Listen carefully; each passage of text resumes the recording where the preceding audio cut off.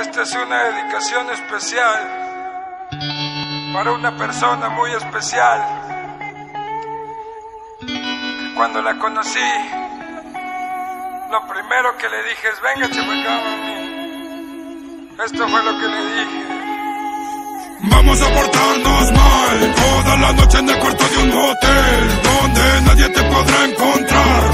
Completita te voy a comer. Vamos a portarnos mal toda la noche en el cuarto de un motel, donde nadie te podrá encontrar. Completita te voy a comer. Perdona si me aloco y te desnudo poco a poco. Suavemente el quesito te lo toco y tú me dices: mili papacito, de una vez que por dentro me derrito. Esta noche es pura travesura, sexo, pasión con amor y locura. Qué rica es tu clase de mujer, pa' que te miento, me mata el placer. Y yo te vi desde lejos, estabas bailando frente a los espejos. Se guachaban todos pendejos, viendo como luces bien chula y sin complejos. Pero eso nomás no me interesa, esta noche tú serás mi princesa. Serás mi estrella porno bien perso, yo te dedico este verso.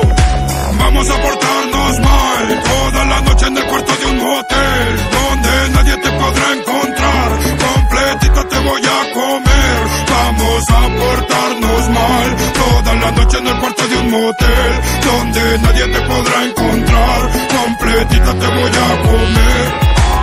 Voy a besarte como no lo han hecho nunca. Nadie sabrá de tu delito, no hay bronca. Yo me mantengo callado, seré parte de ti, de tu presente, tu futuro y tu pasado. Yo solo sé que esta noche eres mía. Todo seguirá cuando ya se haga de día. Tu cuerpo caliente y la cheve está fría, y es lo que yo me refería. Es que tenerte conmigo me prende, se me calienta el glande. Y para siempre voy a recordarte. Esta noche voy a encuerarte, tocarte, todita acariciarte, en la cama recostarte.